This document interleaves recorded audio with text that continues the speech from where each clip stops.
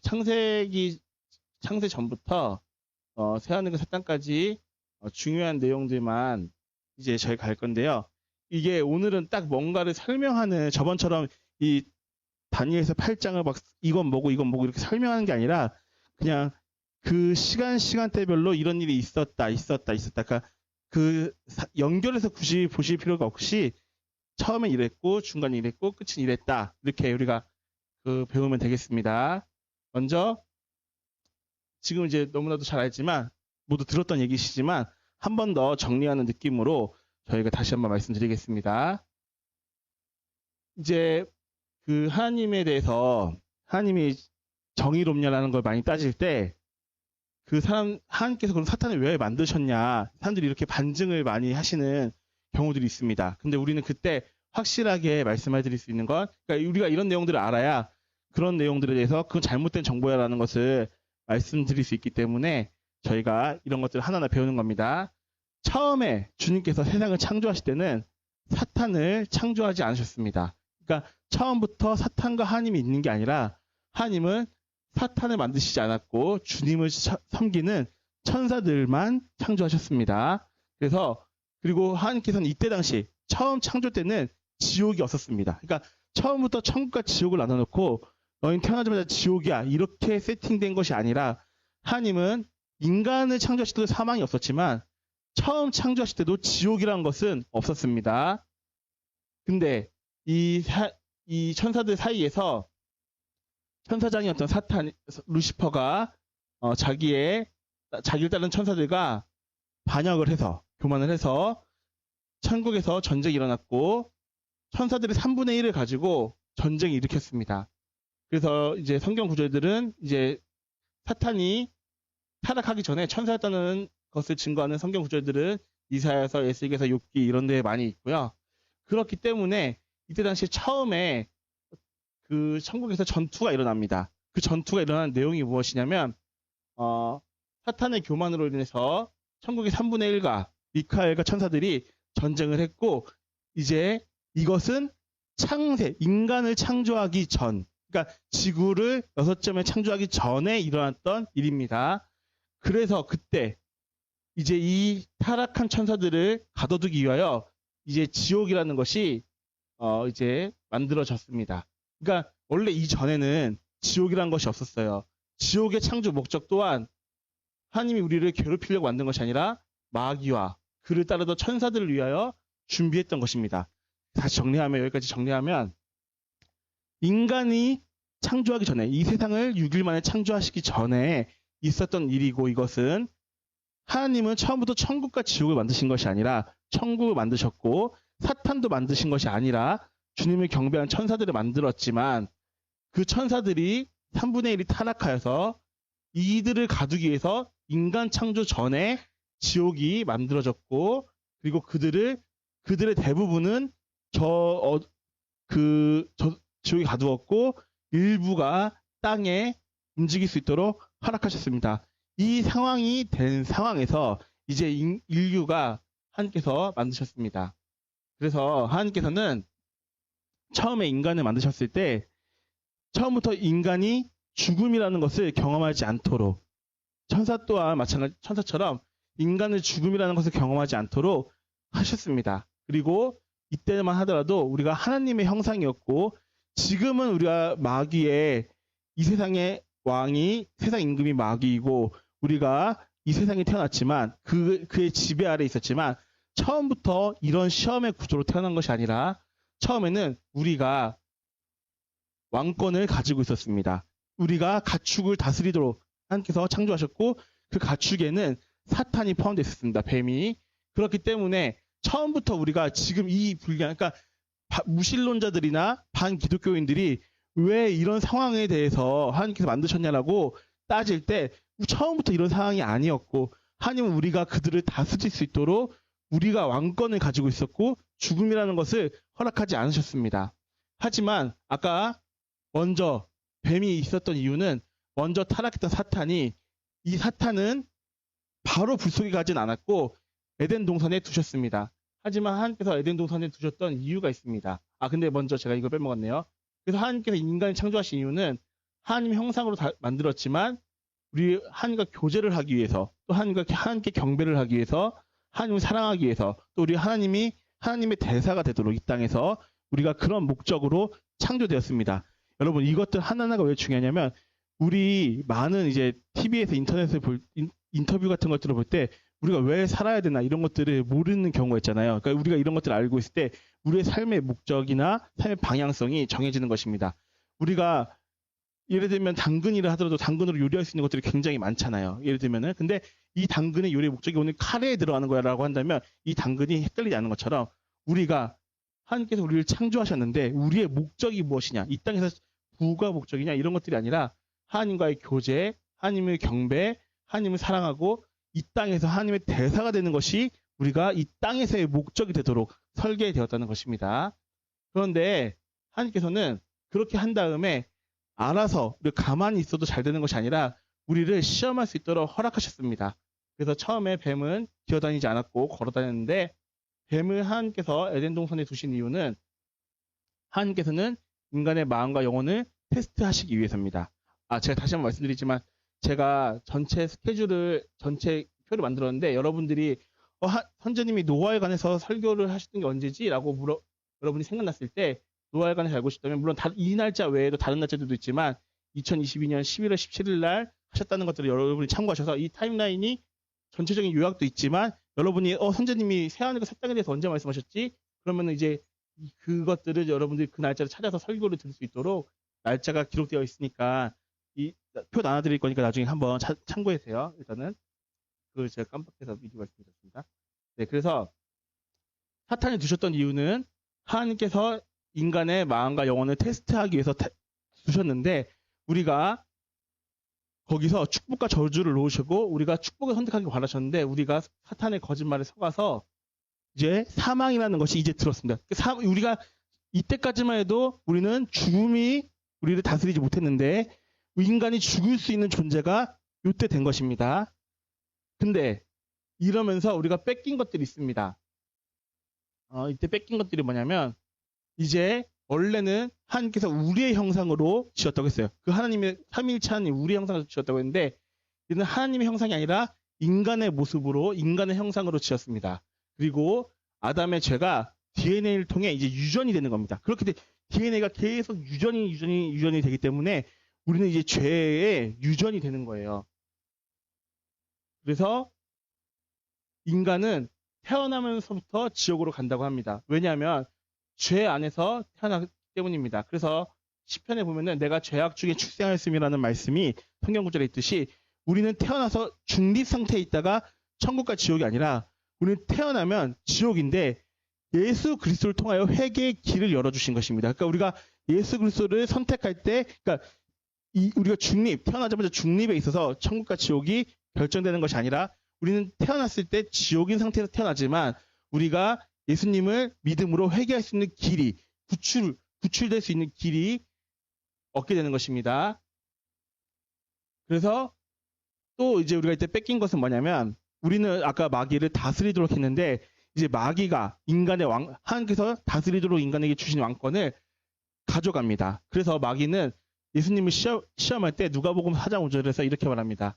마귀가 주께 말하기를 내가 이 모든 권세와 그것들의 영광을 예수님에게 준다. 나에게 전하면 준다라고 했는데 왜냐하면 이것 권세가 나에게 넘겨졌으므로 이 넘겨진 것은 인간이 선악과를 먹음으로 인해서 인간의 왕권이 마귀에게 넘어왔기 때문에 거의 인류가 시작되자마자 왕권이 마귀로부터 이제 넘어가게 되었습니다. 하지만 하나님께서는 이때 끝을 내는 게 아니라 약속을 주십니다. 어떤 약속이냐면 약속을 주시기 전에 먼저 약속을 주시기 위해서 하나님이 하신 게 뭐냐면 아직 아담이 선악과를 먹었을 때 당시에는 피 흘림이라는 것이 없었습니다. 인간은 채식주의자였다고 합니다. 그러니까 이때까지만 하더라도 인류는 채식주의자였기 때문에 무언가를 먹기 위해서 동물을 죽이는 행위를 한 번도 해본 적이 없기 때문에 죽이는 것 자체를 몰랐던 거예요. 인간의 지식이 없었대요. 그러니까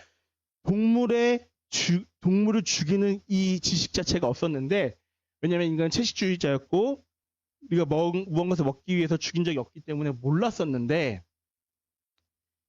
그리고 동물을 먹기 시작한 것은 노아 이후부터라고 합니다. 노아 이후부터 동물을 먹기 시작한 것은.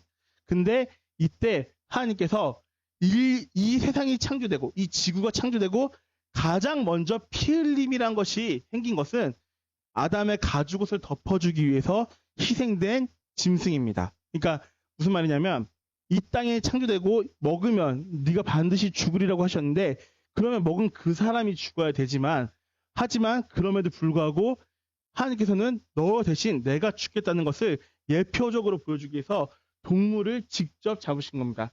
선자님은 여기서 이 동물을 직접 가죽옷을 입히기 위해 동물을 잡은 것 또한 하나님이라고 하셨어요. 왜냐하면 인류는 죽이는 방법을 몰랐기 때문에 하나님께서 직접 동물을 잡으시고 피를 흘리고 가죽옷을 만드셔서 인간에게 주었다고 합니다. 그렇기 때문에 원래 우리가 잘못했으면 우리가 혼나야 되지만 하나님께서는 이것 또한 자신이 먼저 죽겠다라는 내가 너희를 대신하여 죽겠다는 대속 죽음을 예표하는 예시로 가죽옷을 입혔을 때 첫 번째 희생이 인류 처음으로 일어난 것입니다. 그러니까 이 지구 처음으로 피 흘림이 일어난 것입니다. 그것이 인간을 위한 가죽옷이었습니다. 그리고 하나님께서는 여기서 첫 번째 약속에 대해서 언약하십니다. 사단 너 때문에 인간이 죽게 되었는데 내가 사단 너를 다시 밟을 거야. 근데 누구를 통해서? 처음에는 큰 대주제로 여자의 후손이라고만 얘기해줘요. 아직 우리는 다윗을 모릅니다. 아브라함을 모릅니다. 일단 우리 창세기 읽을 때 여자의 후손을 통해서 오는구나라는 것을 알고 있어요.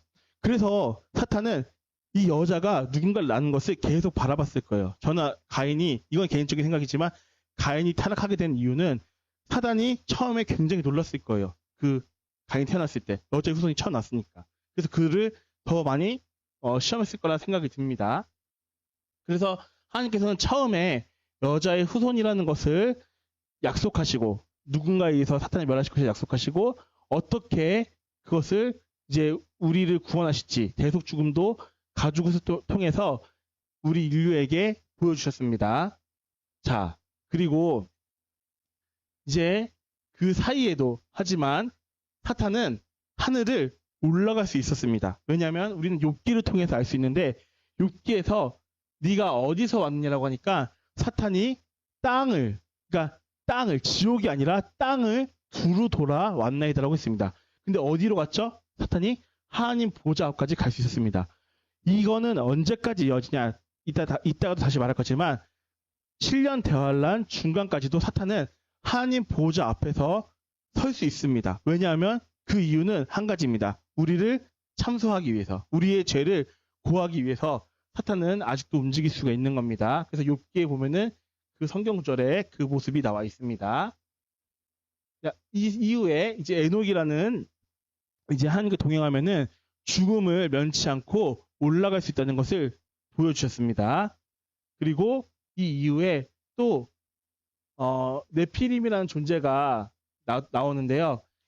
이게 처음에 타락한 3분의 1의 천사인지 아니면은 이때 당시에 또 내려왔는지 이것은 사실 이것까지는 정확하게 알 수 없습니다. 하지만 이때 타락한 천사들이 여자들을 범하여서 이제 하나님께서는 이것을 이제 가증히 여기셨고 노아를 통해서 120년이라는 시간을 회개하게 하셨습니다. 근데 이것 또한 기다림에는 제한이 있다는 것을 나타내셨어요. 120년이라고 정하시고, 그러니까 이 120년 동안 노아가 회개를 외치게 하고 그들이 돌이키면 살 수 있었습니다. 하지만 영원히 기다리진 않고 120년이라는 시간을 주셨다고 하고, 그리고 이때 노아의 방주를 직접 닫은 것은 주님이시라고 하십니다. 그러니까 노아에게 맡겼다면 노아는 동정심 때문에 옆집 사람들을 예를 들면은 더 태워줄 수도 있었기 때문에 기다릴 수도 있었기 때문에 하나님께서 직접 문을 닫으셨다고 합니다. 그래서 이때 당시에도 이 인구가 3, 40억이 있었지만 8명만 구원받았다고 말씀하십니다. 그리고 노아 이후에 이제 인류가 동물을 먹기 시작했습니다. 그리고 이때 당시에 이제 인류가 아직까지는 언어가 하나였습니다. 당연히 그럴 수밖에 없죠. 우리 가족이 노아로부터 쭉 태어났다면 한 언어를 썼을 수밖에 없습니다. 물론 그전에도 하나였지만, 근데 이때 한 언어였을 때 이들이 하늘을 직접 닿으려고 바벨탑이라는 것을 지었습니다. 하지만 인간이 교만으로 올라가려고 했을 때 하나님께서는 그것을 허락하지 않으시고 반대적으로 인간이 하늘에 올라갈 수 있는 게 아니라 야곱을 통해서 하늘의 사닥다리를 내려주셨습니다. 그러니까 이것은 시간이 조금 건너뛰어서 인간은 하늘을 올라갈래야 올라갈 수가 없는 존재입니다. 우리는 스스로 구원을 할 수 없는 존재이고 이 지옥을 면할 수 없는 존재이고 하늘을 올라갈 수 없는 존재이지만 하나님께서 은혜로 야곱에게 사닥다리를 내려주셨습니다. 그래서 하늘에 닿아 있는 것은 신성이신 하나님이신 예수님이시고 땅에 닿은 것은 인간이신 예수님이라는 것을 나중에 나타내시면서 예수님께서 나다나엘에게 너는 천사가 인자의 머리 위로 오르락 내리락 하는 것을 보리라라고 하시면서 야곱의 사닥다리와 예수님이 오신 것을 연결시키는 모습이 있었습니다.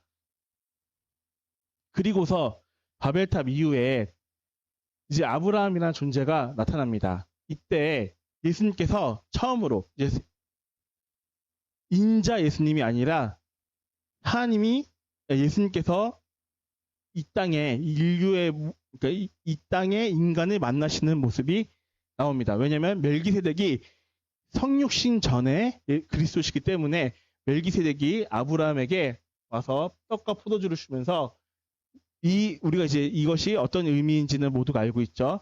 그래서 멜기세덱이 성육신 전에 그리스도로서 나와서 약속하십니다.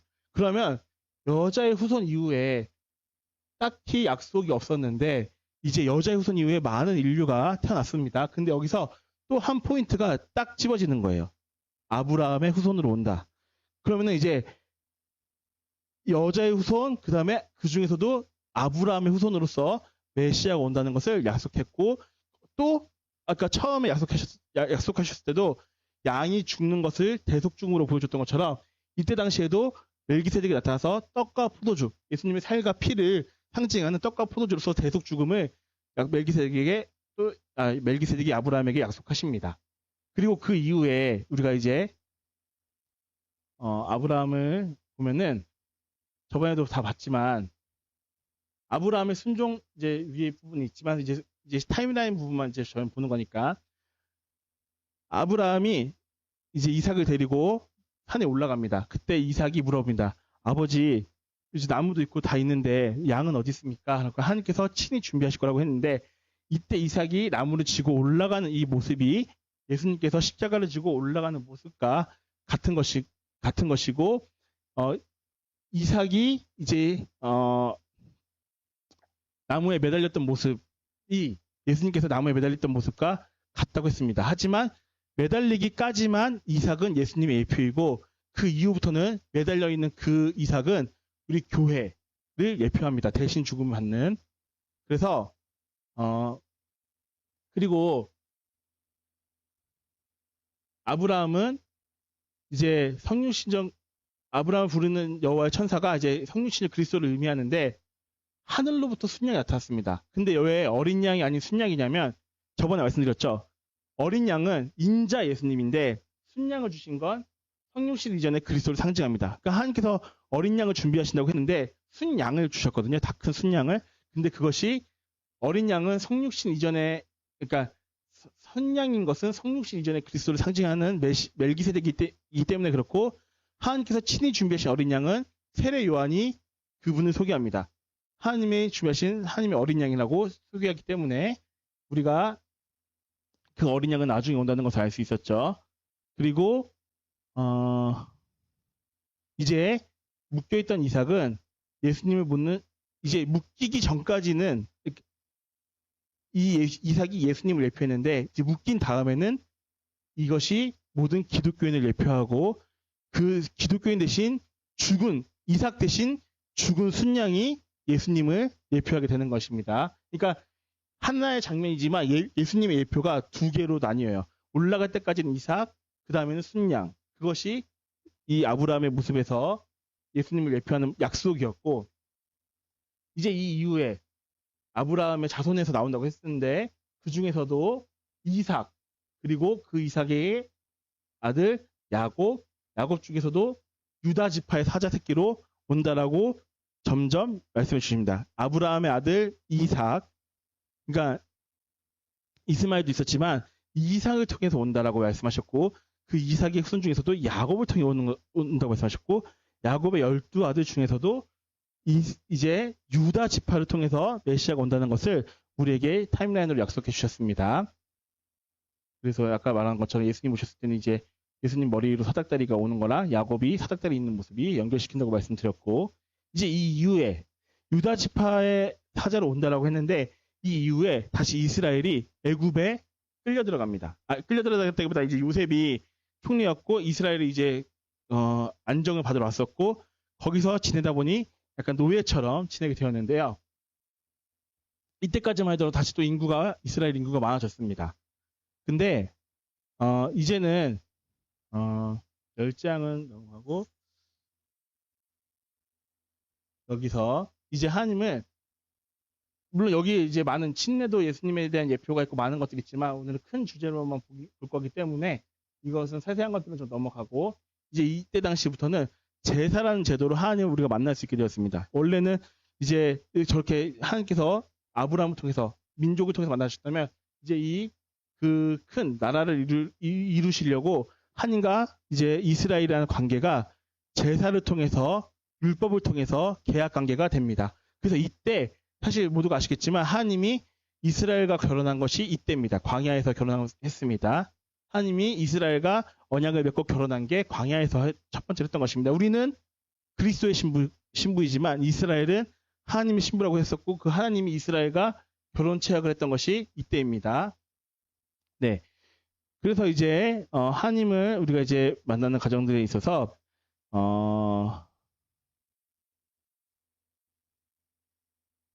이제 아까 유다 지파의 후손 중에서 예수님이 또 한 번에 이제 포커스를 맞추십니다. 누구냐면은 다윗에게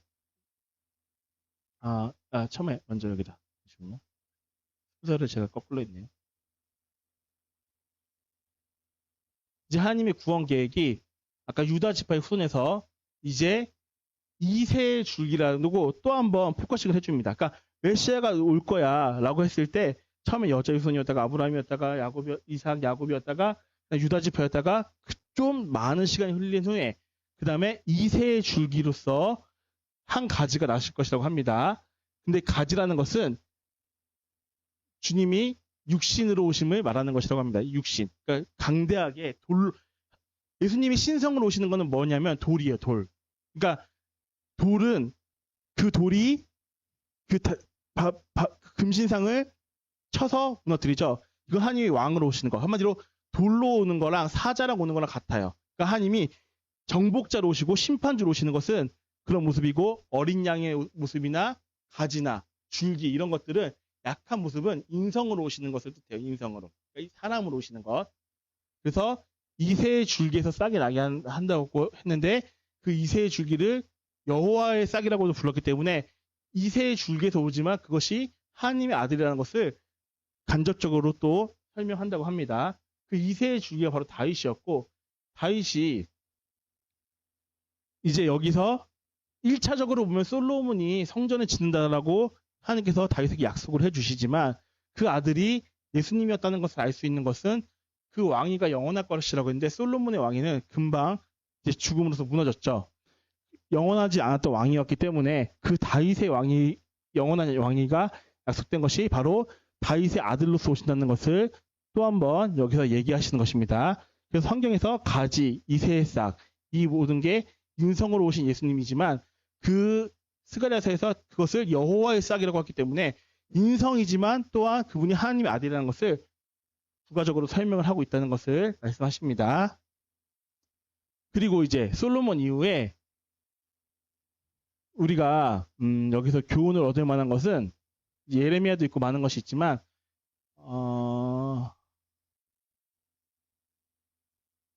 예레미야 먼저 볼까요? 이사야 먼저 보겠습니다. 하나님께서 이 장면은 타임라인이라기보다는 이제 좀 멋있는 장면이 있어서, 이제 이사야가 하나님께서 벌거벗고 이 나라에 심판이 온다는 것을 전하라고 했을 때, 이사야는 이렇게 얘기할 수 있었다고 합니다. 평소에도 이미 이사야는 많이 회개를 외치고 있었어요. 근데 이제 벌거벗고 외치라고 하니까 하나님이 이 선제님께서 이사야는 하나님한테 이렇게 이야기할 수 있었다고 합니다. 어떻게요? 평소에도 저를 미쳤다고 하면서 하나님의 메시지를 버리려고 했던 그 대적들이 제가 벌거벗은 제 모습을 본다면 그들은 더 축하하며 제가 미친 게 확실하다고 얘기할 것입니다. 그러면 그 사람들에게서 설득하는 것이 더 힘들어질 것입니다. 그리고 신성 모독하여 저를 조롱하고 증상하며 블랙메일할 것입니다. 그래서 이것을 할 수 없습니다라고 이사야는 하나님 편에서, 그러니까 이사야 자기 욕심, 제가 너무 창피해요 이 입장이 아니라 하나님이 저들을 회개시키라는 명령을 주셨잖아요. 제가 저들한테 회개하라고 계속 얘기하는데 이런 제 멀쩡한 모습에서 회개하라는 제 모습을 보면서도 저에게 미쳤다고 하는데 제가 벌거벗고 외친다면 이거 저 때문에 제가 창피해서라기보다는 하나님이 그들에게 요구하시는 회개가 전달되지 않을 것 아닙니까? 라고 충분히 하나님을 설득할 수 있었을 거라고 얘기합니다. 하지만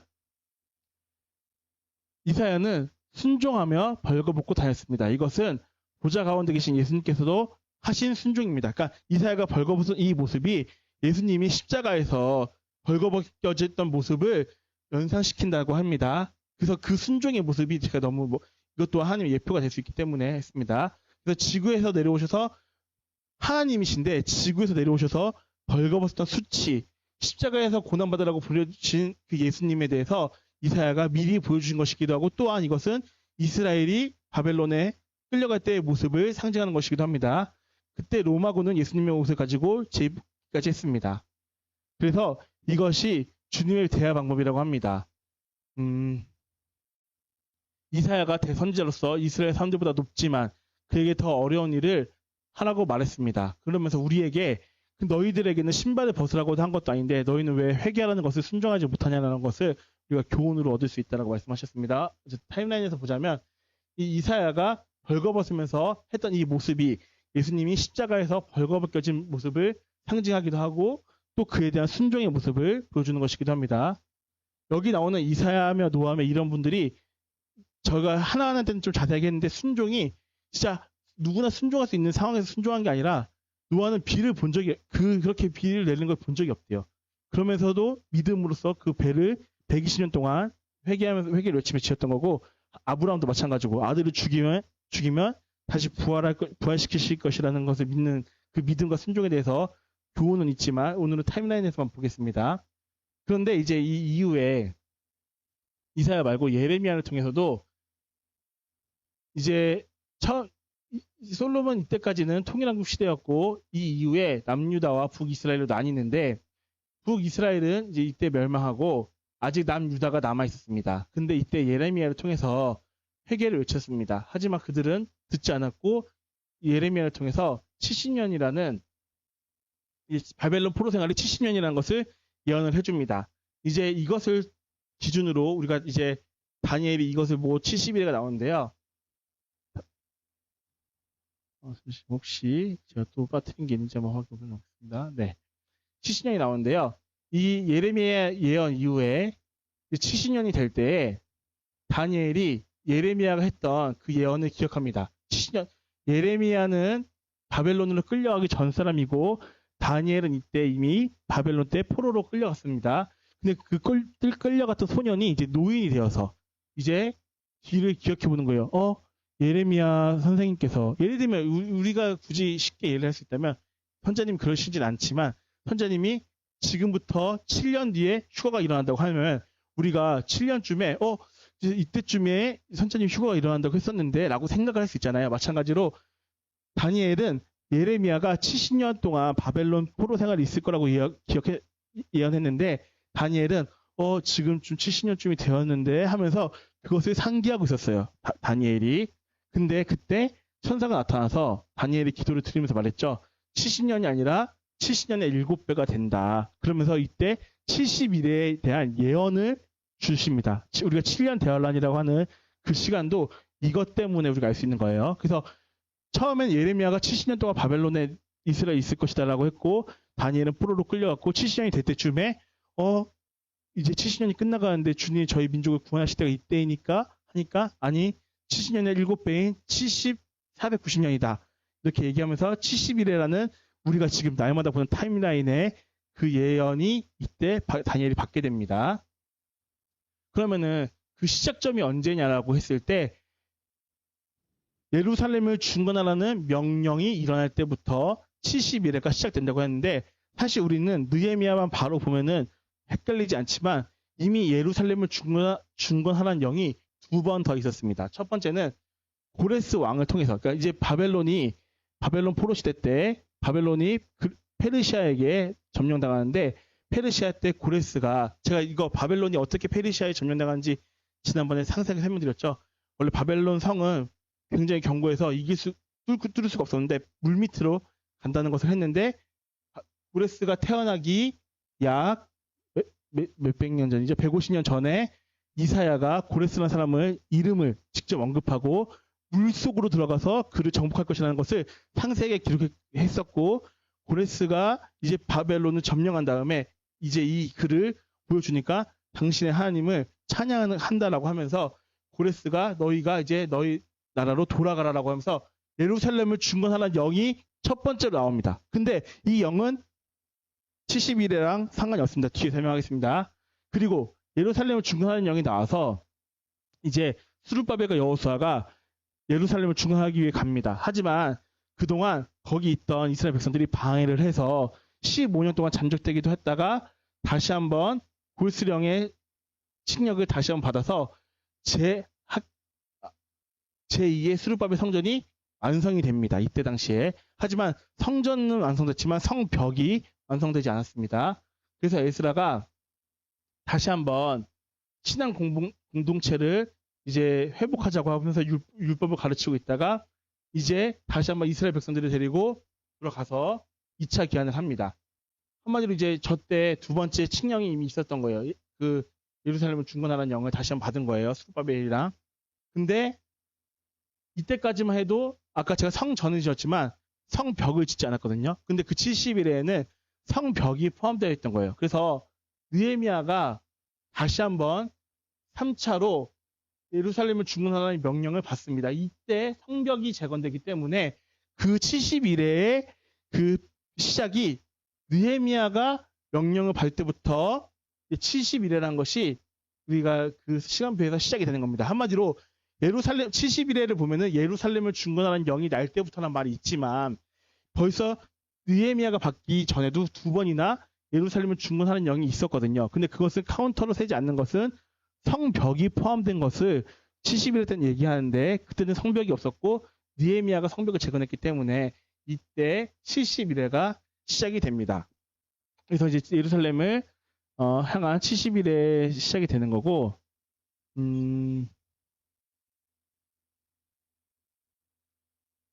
네, 이거는 넘어가겠습니다. 이제 71회가 시작되는데 이때 여러분 그러면 이제 그리스 이제 이때 당시만 해도 71회가 시작될 때는 이제 그리스가 이스라엘을 점령한 티거든요. 근데 여러분 보시면 알겠지만 이때 당시 그런 이스라엘 나라가 그렇게 뭔가 나라적으로 힘이 없는 나라였습니다. 하지만 하나님께서는 이때도 자기가 한마디로 남유다가 멸망한 뒤부터 이제 이스라엘 나라가 포로였다가 다시 나오긴 하지만 그렇게 하나의 왕으로서 그렇게 인정되는 때가 아니었는데 하나님께서는 미리 바벨론, 페르시아, 그리스, 로마를 예언하심으로써 이 세계의 주관자가 하나님이라는 것을 내가 저들이 나의 말을 듣지 않아서 심판을 맡겼지만 그것을 주관하는 것 또한 나라는 것, 하나님이라는 것을 알려주기 위해서 엄청난 예언들을 하셨고 그중에 정말 소름 돋는 예언이 하나의 그리스가 4개로 나뉘어진다고 했는데 이제 페르시아가 그리스에게 멸망하지만 이 알렉산더 대왕이 그리스를 점령한 후에 죽었고 그 죽은 뒤에 4명의 장군들이 그리스를 나눠 가지면서 성경의 예언이 확실하다는 것을 알 수 있었습니다. 그리고 이 사이에도 적그리스도의 예표인 안티오쿠스 에피파네스가 성전을 이제 무너뜨리고 이제 로마 시대로 넘겨지는 상황이 있는데 이제 우리가 영화를 보면 이제 기독교 관련된 영화를 보면은 이런 내용들이 나옵니다. 사탄이 잘못된 내용으로서 나오는 게 예수님이 십자가를 못 박은 다음에 되게 기뻐하는 모습이 나와요. 하지만 이것은 잘못된 모습이에요. 왜냐하면 선자님께서는 물론 십자가가 아니라 대속 죽음이 아니라 그 피가 성전에서 죽는 것이 아니라 어릴 땐 죽이려고 했어요. 사탄이. 어릴 때는 2살 전에 죽이려고 했어요. 무슨 말이냐. 이 양이 우리가 성전을 할 때 성전에서 이 희생제물을 바칠 때 양이 밖에서 아무 데서나 죽으면 그 양은 희생제물로서 인정이 돼야 안 돼요.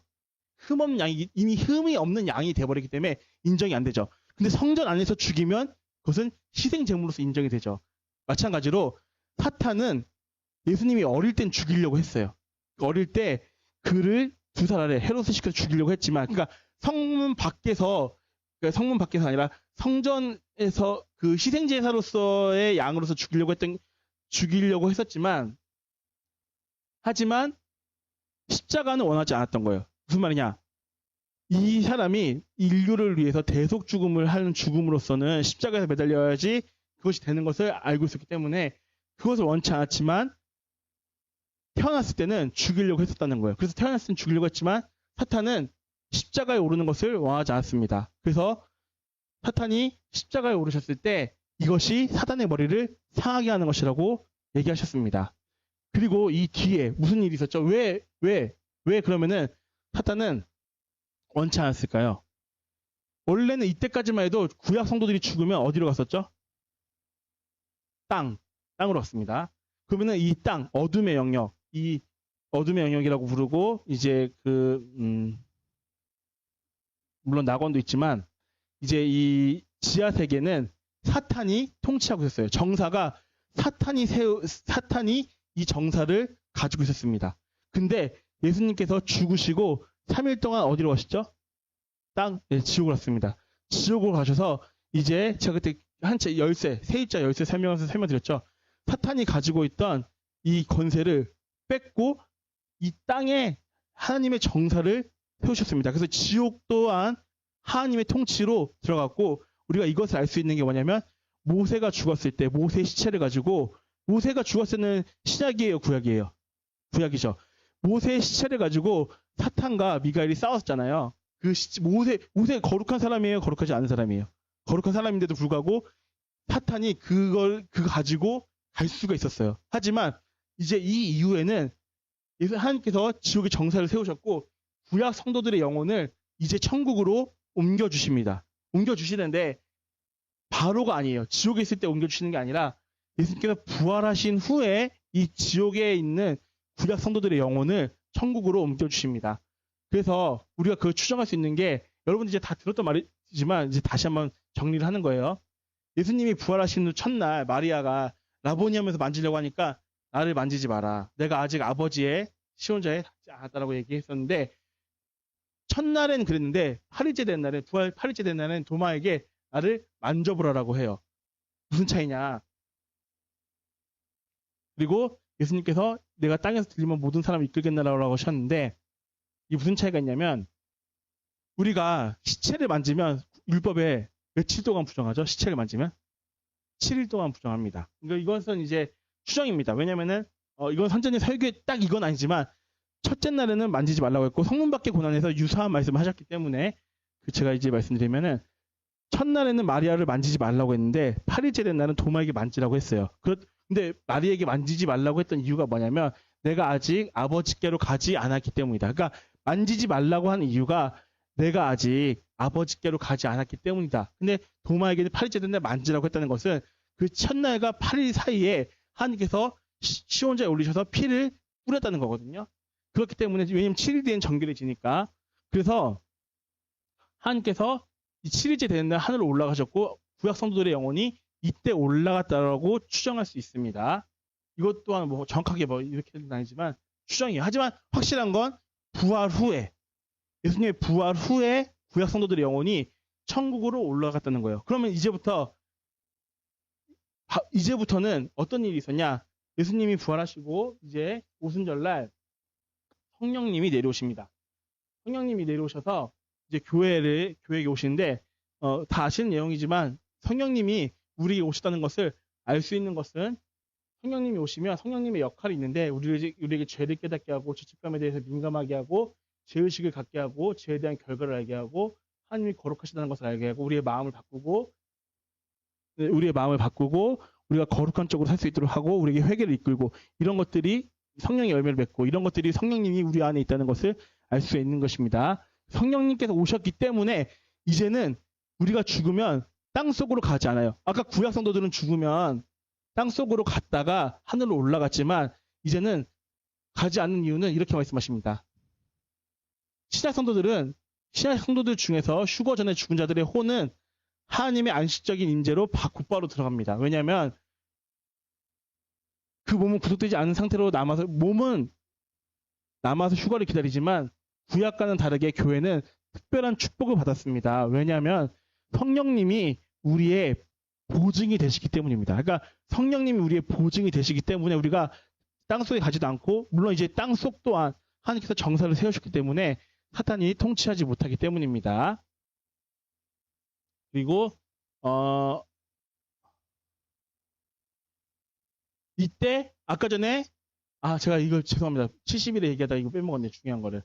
근데 이 71회에서 예루살렘은 죽어나는 영이 날 때부터 계속 흐르고 있었죠. 근데 언제 잠시 끊어지냐면 기름 부은 자 곧 왕이 일어나기까지 7일이와 62일에가 있을 것이고 그 뒤엔 잠시 끊어지니란 말이 있어요. 근데 많은 사람들이 헷갈리는 게 뭐냐면 십자가 사건이 69일에가 끊어졌다라고 생각하시는 사람들이 많아요. 근데 그건 아니라 69일에가 끝나는 지점은 기름 부은 자 곧 왕이 일어나기까지. 무슨 말이냐면은 예수님이 이제 왕으로서 초대받으신 적이 3번 있는데 2번은 거절하셨어요. 근데 3번째는 이때가 되었다라고 하시면서 이제 나귀를 타고 예루살렘에 입성하십니다. 이 장면이 기름 부은 자 왕이 일어나는 거예요. 그러니까 기름 부은 자 왕이 일어나는 것이 69일의 끝이고 그 뒤에 끊어지리니 이게 십자가입니다. 그러니까 이 이후에 70일의 카운터가 잠시 끊어지고 이제 성경의 비밀이었던 구약에서 비밀이었던 신약 시대가 시작되게 됩니다. 그렇기 때문에 우리가 이제 69일회가 멈춰졌는데 70일회 중에서 69일회가 빠졌다면 이제 한 일회가 남는 거예요. 이것 때문에 우리가 7년 대환란 이야기를 하는 겁니다. 왜냐하면 한 일회가 7년이기 때문에. 그래서 이제 끊어졌고 이제 교회 시대가 시작됩니다.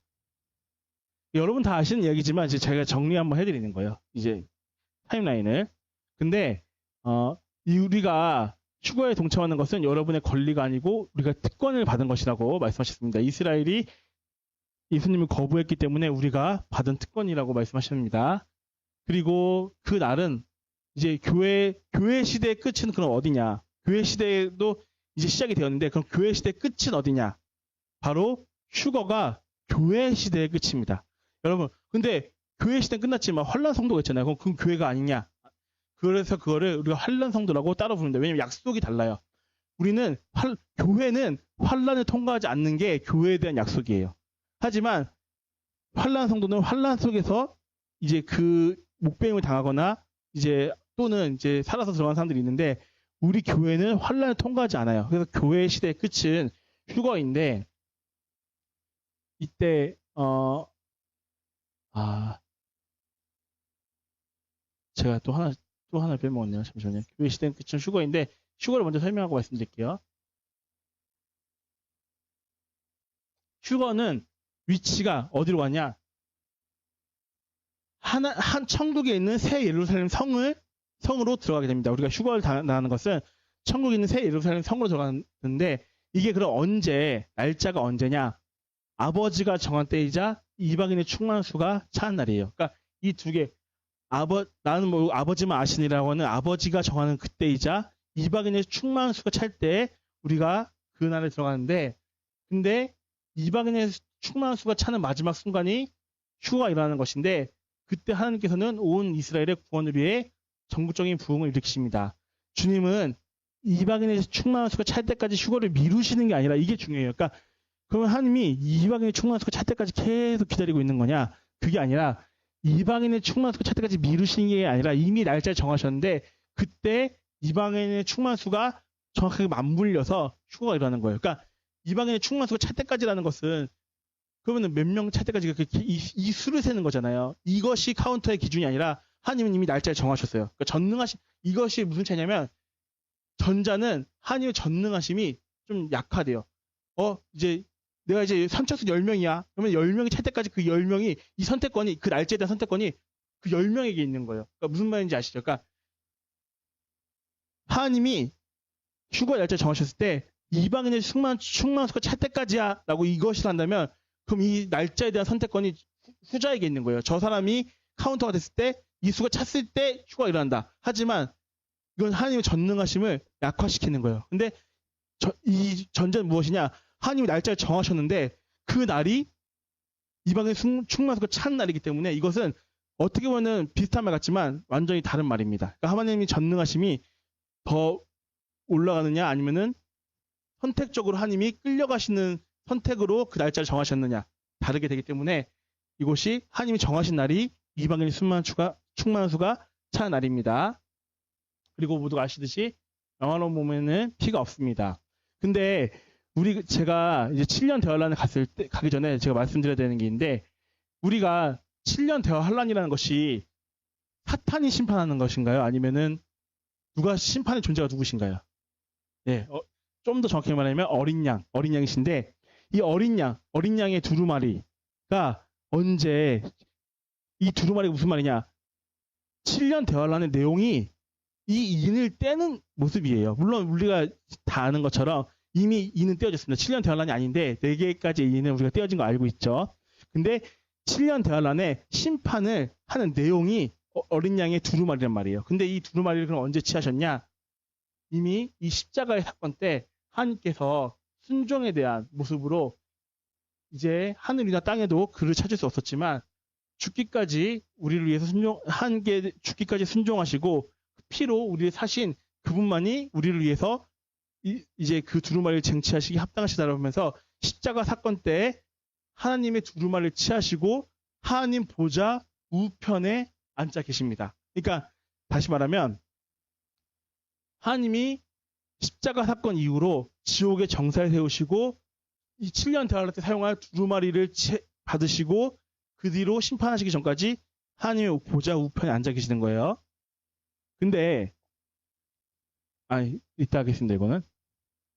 그래서 이제 7년 대환란이 교회 휴거가 일어난 그날 시작이 됩니다. 그리고 요약해서 말하자면 우리가 휴거 때 5개의 면류관 있죠. 의의 면류관, 생명의 면류관, 영광의 면류관, 기쁨의 면류관, 썩지 않는 면류관이 있는데 의의 면류관은 우리가 자 하나씩 이거는 짧으니까 하나씩 안 보이실까요? 혹시 글씨가? 네. 이거는 짧으니까 5개의 면류관을 어떻게 봤는지 우리가 한번 읽어보겠습니다. 의의 면류관. 나의 달려갈 길이란 것은 정도를 걸었다는 것, 의를 가르치고 회개를 가르치고 하나님의 일을 열심히 하는 것, 의도적으로 노력했다는 것입니다. 주의 나타나심을 사모하는 것입니다. 자신의 삶을 바치며 메시아의 오심에 집중하고 그것이 항상 최우선 순위이다. 가족이나 처자는 둘째이다. 주의 나타나심을 기다리며 항상 집중한다. 가족들의 최우선 순위는 메시아의 오심과 주님을 기쁘시게 하는 것, 그리스도를 사랑해서 모든 활동을 메시아의 오심을 중심을 두고 주님 어떻게 기쁨을 드릴까에만 집중하는 것이 의의 면류관입니다. 생명의 면류관 보겠습니다. 그리스도를 위해서 목숨까지 잃는 최악의 박해를 견디며 주님의 일을 한 자, 복음을 전하고 전도한 자들, 순교 또는 목숨을 위협받는 상황과 환경에서도 신실함을 잃지 않음, 이슬람 나라에 가서도 복음을 전하고 회개하고 예수님 이름을 전하고 주님을 사랑하는 마음이 없다면 견딜 수가 없다. 주님을 위해 나아가면 주님께서 항상 우리를 보호해 주신다. 복음의 미션을 위해 죽기를 각오하여 죽어도 상관없다고 하는 자들을 계시록에서도 예수님을 위해 죽으라고 하셨다. 목숨을 잃는 최악의 박해 속에서도 그들은 신실했다. 이런 것이 생명의 면류관이고 영광의 면류관은 양들을 믿는 것이 아니라 양들 앞에서 목자의 지팡이를 가지고 이끄는 것, 성도들 앞에 앞장서서 위협을 주는 곰이 보이면 나서서 죽이는 것, 돈을 위해 하는 것이 아니라 억지로 하는 것이 아니라 예수님을 사랑함으로 자원하여 아래와 같은 일에 양무리의 모범을 보이며 예수님을 위해 싸우는 것, 회개, 거룩, 의로움을 전하는 것, 치유가 일어나면 이스라엘에서도 이런 기적을 보여주지 않았습니다. 주님을 존귀하게 여기고 영광을 돌려야 합니다. 하며 모범을 보이는 것. 교회를 돕고 교회를 관리하고 주님의 정과 주님의 일을 돌보는 자들.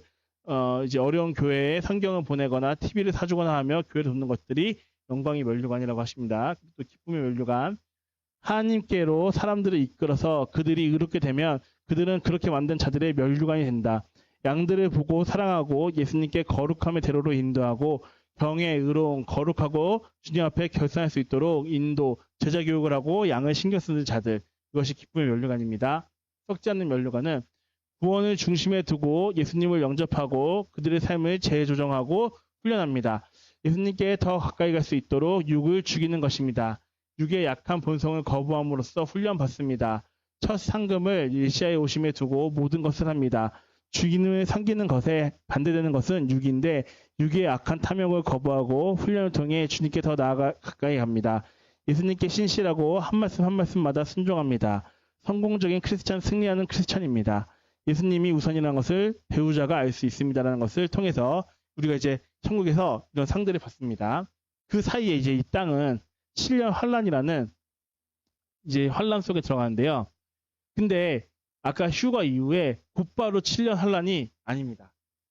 우리가 휴거 이후에 곧바로 7년 환란이라고 아시는 휴거 일어났으니까 이제 환란이다라고 생각하는 것이 아니라 물론 이제 뭐 완전 틀린 말은 아닐 수 있지만 정확하게 말하면 7년 환란의 카운터는 아니라는 말씀입니다. 휴거 직후 마지막 7년 환란이 곧바로 시작되지 않으며 그 사이에 간격이 있습니다. 휴거 후 적그리스도가 나타나기까지 시간이 필요합니다. 그러니까 이제 휴거 이후에는 혼란이 있다는 혼란인데 적그리스도가 나타나기까지의 시간이 필요하다는 거예요. 이것은 며칠 또는 몇 개월 이 시기에 그러니까 선자님이 정확하게 며칠 이렇게 정하신 게 아니라 며칠 될 수 있고 몇 개월이 될 수 있다. 이 시기에 적그리스도가 공개적으로 등장해 권위를 얻게 됩니다. 권위. 새 뿔을 제거한다고 써있잖아요. 한 뿔이 나와서. 그래서 그 시기에 적그리스도는 새 뿔을 제거하고 이스라엘과 평화협정을 체결하기 전에 권위를 취하게 될 것입니다. 이스라엘과의 평화협정이 전쟁으로 인해 체결될 것이라고 생각합니다. 이건 선자님이 확정짓고 말씀하신 게 아니라 생각한다고 말씀하셨어요. 이스라엘과 평화협정이 전쟁으로 인해서 체결될 것인데 이 전쟁은 에스겔서 38장 9장의 전쟁일 것이 가능성이 있으며 홍수처럼 일어나는 것은 핵무기입니다. 이스라엘 핵무기를 사용할 것으로 보입니다. 그 결과 이스라엘이 핵무기를 사용한 후에 7년 평화협정 체결이 요구될 것이고 적그리스도는 평화의 인물로 등장하지만 3년 내에 배심하고 멸망에 가져온 것을 가져올 것입니다. 네, 우리가 한마디로 휴거가 일어났다고 해서 곧바로 7년 환란이 아니라 적그리스도가 새 뿔을 제거하고 등장하는 시기, 이 잠깐의 시간이 있을 거라는 것이에요. 그리고 적그리스도의 특징에 대해서 또 출애굽과 7년 환란의 모습에 대해서 비교하는 것들을 보여주셨는데 이거는 지난번 했으니까 이것도 물론 지난번 했지만 이것만 잠깐 간략하게 보겠습니다. 적그리스도가 이제 일단 특징 먼저 보겠습니다. 적그리스도의 특징은 일단 그 다니엘서 9장 26절에서 장차 올 왕 여기까지는 적그리스도입니다. 근데 장차 올 왕의 백성 이거는 거짓 선지자입니다. 그러니까 장차 올 왕 이 왕은 적그리스도인데 장차 올 왕의 백성은 거짓 선지자라고 우리가 다니엘서 9장 26절을 읽을 때 그렇게 보시면 됩니다. 그리고 그는 무정에게서 올라온 짐승이고 또한 그 바다에서 올라오는 짐승이라고 성경에 기록되어 있습니다. 하지만 두 번째 짐승, 거짓 선지자는 땅으로부터 옵니다. 근데 그러니까 여러분 이 무슨 말이냐면 계시록 13장 보면은 적그리스도는 바다에서 올라와요. 첫 번째 짐승. 근데 두 번째 짐승은 땅에서 올라와요. 근데 이 바다는 이방인을 상징하고 이방인의 지도자라는 것을 말하는데 땅이라는 것은 약속의 땅을 의미해서 그것은 이스라엘에서 나온다는 것을 얘기합니다. 그래서 적그리스도는 이방인의 지도자이고 거짓 선지자는 이스라엘에서 나옵니다. 그리고 거짓 선지자는 할례자들 중에서 나온다고 하십니다. 할례자들 중에서 이스라엘이죠 한마디로. 그리고 그 이방인 중에서도 자 성경은 이스라엘 제외하고 모두가 이방이거든요. 한국도 이방이고 아프리카도 이방이고 유럽도 이방이고 미국도 이방이에요. 근데 이 중에서 그는 서양에서 옵니다. 그러니까 일단은 그러면은 아시아는 아닌 거예요. 적그리스도가. 그러니까 서양에서 적그리스도가 온다고 했고 거짓 선지자는 유대인이라고 했습니다. 그러니까 우리가 이제 특징을 한번 보는 거예요. 환란 때. 그리고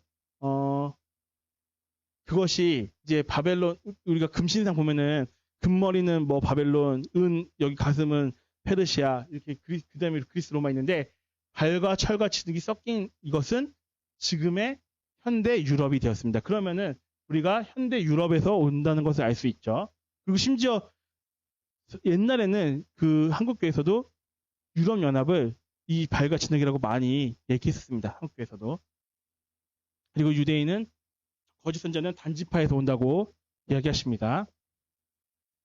그리고 특징은 적그리스도는 정치적인 힘, 군사적인 힘을 가지고 있는 정치 지도자라고 하셨고 거짓 선자는 영적인 힘, 종교 지도자라고 하셨습니다. 하지만 부자입니다. 경제적인 힘을 가진 거짓 선자입니다.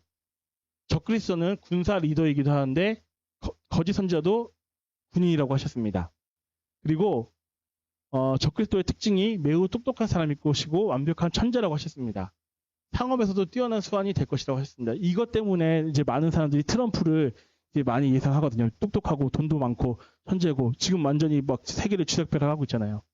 근데 뭐 일단 유럽이 아니라고 해서 저는 일단은 넘어가고 있습니다. 그리고 그는 거짓 선자는 부자이고 히브리인이고 스폰서로서 적그리스도를 지원합니다. 이렇게 특징이 있고 근데 선자님이 완전 다른 사람인 것처럼 얘기했지만 동일인인 것처럼 얘기하신 구절이 있어요. 그래서 우리가 모르는 거예요. 바다에서 올라온 짐승, 적그리스도는 다른 짐승이 있습니다. 이게 거짓 선지자죠. 땅에 나오는 짐승. 두 짐승은 완전히 똑같습니다. 그들은 더블입니다. 선지자님이 모세와 엘리야가 더블이라고 하는 것처럼 거짓 선지자와 적그리스도가 더블이라고 하는 거예요. 이 위에서만 보면 이게 따로가 될 수 있는지 없는지 잘 모르겠는데 어쨌든 여기서는 그렇게 말씀하십니다.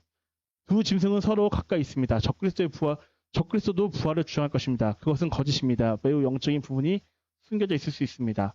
짐승과 거짓 선자는 이중, 더블로 올 것이기 때문입니다. 주님께서 제게 두 짐승을 보여주셨습니다. 저는 그 두 짐승이 예루살렘에 있는 하나님의 성전에 들어가는 것을 보았습니다. 그들은 이중이고 똑같이 생겼습니다. 이게 왜 한 사람이라고 하시냐면 선자님이 처음에 본인이 모세와 엘리야를 설명할 때 그들은 이중이고 똑같이 생겼습니다라고 표현하신 적이 있거든요. 근데 모세와 엘리야가 인간으로서 선자님 한 분이시잖아요. 인간으로서 몸을 따지면. 근데 여기에 제가 그래서 그냥 다 적어놨어요. 저는 이제 모르니까 일단 말씀하신 거 다 적어놨는데 날짜는 여기 있습니다. 설교 날짜들은 제가 여기 옆에 날짜도 있으니까 여러분 찾아보시면 되고 W라는 날짜도 여기 있으니까 한번 찾아보시면 되는데 그러니까 여기서는 완전 다른 사람인 것처럼 보이지만 여기서는 같은 사람인 것처럼 얘기하셨기 때문에 저는 일단은 모든 것을 알려드리고 나중에 우리가 결말을 보면 되겠죠. 그리고 이제 이 거짓 선지자와 적그리스도는 하나님 모방하는데 모방하는 내용들이 무엇이냐면 예수님이 권세를 받은 게 하나님으로부터 받은 거예요. 아버지 하나님으로부터 예수님이 권세를 받았다고 요한복음에 써 있습니다. 하지만 사탄 또한 사탄이 직접 힘을 주는 것이 아니라 적그리스도에게 권능을 줍니다. 그러니까 하나님, 아버지 하나님이 아들 예수님에게 권능을 주신 것처럼 사탄이 적그리스도 짐승에게 권위를 줍니다. 이것이 삼일체 모방 중에 한 모습이고요. 그리스도께서 자신을 하나님이라고 하셨습니다. 예수님이 자신 스스로를 하나님이라고 하셨어요. 근데 적그리스도도 자기를 하나님이라고 합니다.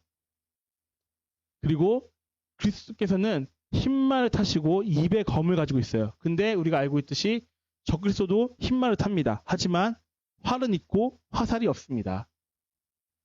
그리고 그리스도는 면류관이 많습니다. 하지만 적그리스도는 면류관이 하나밖에 없습니다. 계시록 6장에서.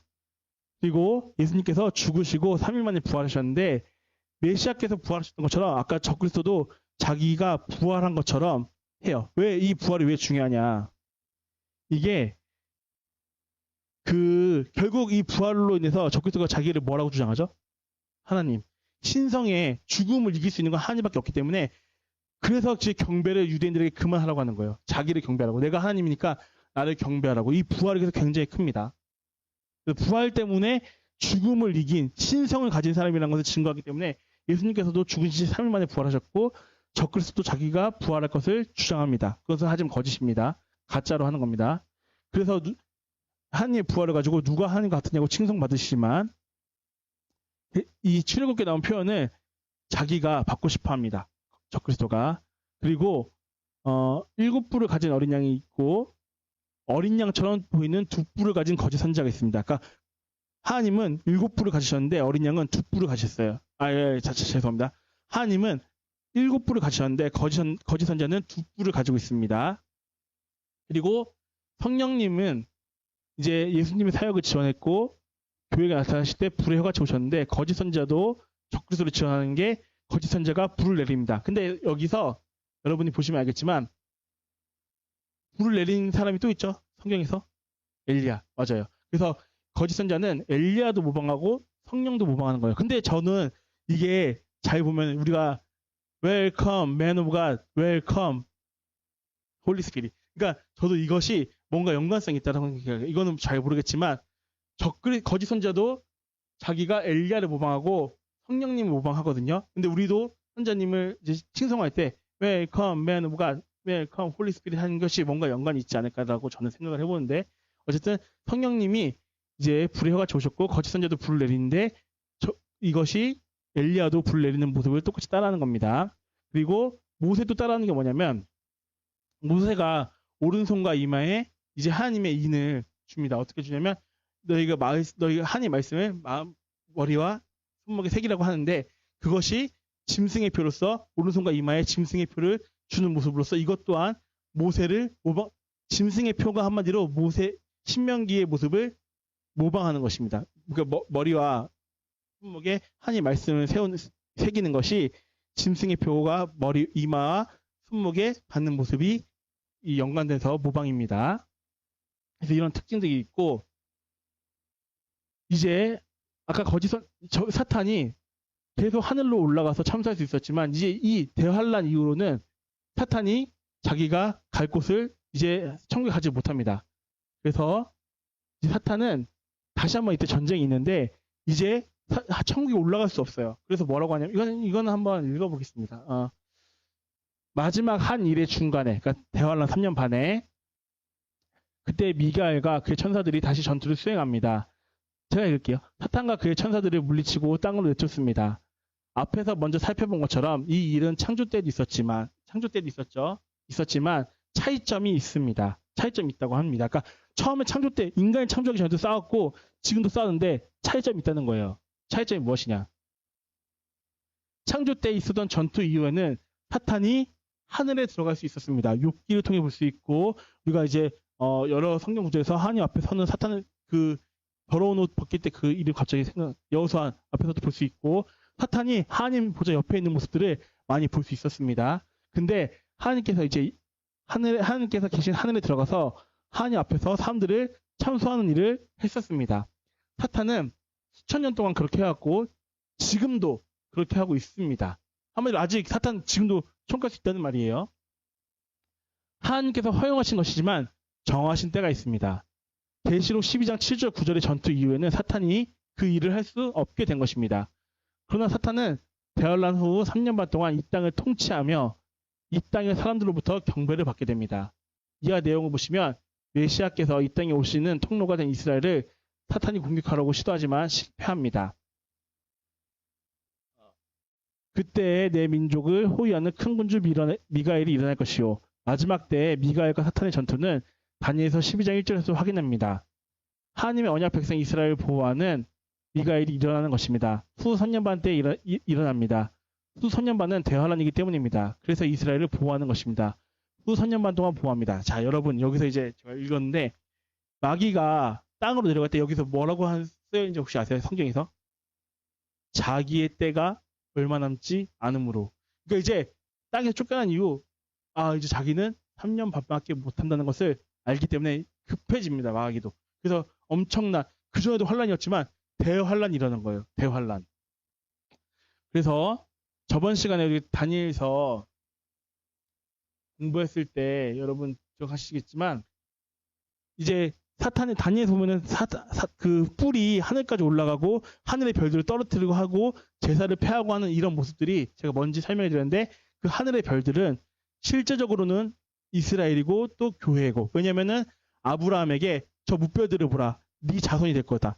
우리 아브라함은 믿는 자의 조상인데 지금 민울이 있는 기독교인에게도 조상이고 이스라엘도 조상이고 환란 때 남겨진 믿게 된 사람도 이거 아브라함이 우리의 조상이 됩니다. 그렇기 때문에 아브라함에게 별을 보냈을 때 그 별이 우리 믿는 모든 사람들이고 사탄이 그 별을 뿔로써 떨어뜨린다고 했는데 여기서 군대의 주제를 대적하는 게 군대 주제는 예수님이고 여호수아 앞에 섰던 나는 군대 대장이다라고 했던 여호수아 앞에 섰던 그 군대의 주제는 예수님이고 제사를 펴한다는 것은 불과 진설병이 있는데 불은 성령님의 불을 뜻하고 우리 열정적으로 우리가 전할 수 있도록 성령님의 불을 뜻하고 진설병은 말씀이시고 예수님인데 이 진설병 떡인 이유는 베들레헴 구유에 오신 희생양으로서 그 말씀이 어떻게 먹는 거랑 연결되는지 저번에 설명드렸는데 이제 그 에스겔이었나 지금 잠깐 헷갈리는데 이사야인지 에스겔인지 헷갈리는데 두루마리를 먹는 장면이 있잖아요. 두루마리 먹는 장면이 그 말씀을 먹는 모습을 우리가 뜻하는 것으로서 하나님 말씀이시지만 우리에게 떡으로 오셨습니다. 그래서 우리가 이 말씀이신 예수님을 우리가 진설병이고 불은 성령님의 불인데 이것을 제하여 버리고 실제적으로도 이스라엘로서 그 별들이 이스라엘이고 교회이기도 한데 실제 이스라엘에서도 성전이 환란 때는 성전에서 제사가 재개되는데 그 성전에서 이스라엘에게도 성전의 제사를 못하게 하고 자신을 아까 부활했을 때 자신을 하나님으로 섬기라고 합니다. 그러면서 그 별들이 떨어지는 것이 무엇이냐? 자, 별들이 떨어지는 경우도 두 가지 경우인데 믿는 기독교인들에게는 짐승의 표를 받아. 네 안 받으면은 이게 짐승의 표를 받는 것이 나를 경배하는 것인데 짐승의 표를 거부하면 죽여버리겠다. 이게 하늘의 별들 떨어뜨리는 거고요. 이스라엘 백성들에게는 니네 이제 제사를 금지하고 나를 경배해 했을 때 거부하는 사람들을 죽이잖아요. 이제 예수님 믿고 거부하는 사람들도 있겠지만 그래서 이제 죽이는 모습들을 뜻하는 것입니다. 그래서 교회의 경우는 적그리스도가 짐승의 표를 받게 하는 것이 하늘의 별 떨어뜨리는 것이고 이스라엘의 경우는 이제 이스라엘 백성들이 제사를 폐하게 하고 죽이는 실제적으로 그리는 모습. 그리고 이때의 또 다른 희망은 무엇이냐면 공중에 나는 천사와 두중인과 13만 4천과 한난 성도가 있는데 먼저 대환란 때 첫 번째로는 하늘로서 하늘 폭격기처럼 천사가 영원한 복음을 외치는데 그 내용은 하나님을 두려워하며 그에게 영광을 돌리며 그에게 심판의 시간이 이르렀다고 얘기해주고 하늘과 땅과 모든 만물들이 그놈을 만드신 이를 경배하라고 하고 그리고 짐승의 표를 받지 말고 짐승의 표를 받게 되면 지옥에 간다는 것을 말씀해 줍니다. 그리고 두중인이 14만 4천의 이마에 인을 칩니다라고 합니다. 그러니까 14만 4천이 일어나는 건 선제님이 하시는 사역이에요.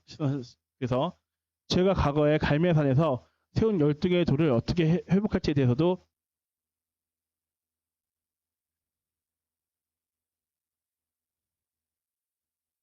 설명한 것입니다. 그러니까 엘리야가 이제 갈매산에서 12개의 돌을 세운 이 모습이 이제 두중인이 14만 4천에 세운 모습과 연결된다는 거예요. 14만 4천이 12지파에서 12,000에서 나오잖아요. 그리고 그 시대에는 이 두 선지자 사역, 유대인 14만 4천의 사역, 천사의 사역이 있습니다. 그러니까 대환란 시대에는 세 가지 사역인데 두중인의 사역, 14만 4천의 사역, 그리고 천사의 사역이 있다는 것입니다. 매우 강력한 한 천사가 하늘에서 열방을 향해 복음을 외칩니다. 사람들이 듣게 될 것입니다. 교회가 데려감을 당한 후에 두 선지자는 남아서 주님을 위해 계속 증언할 것입니다.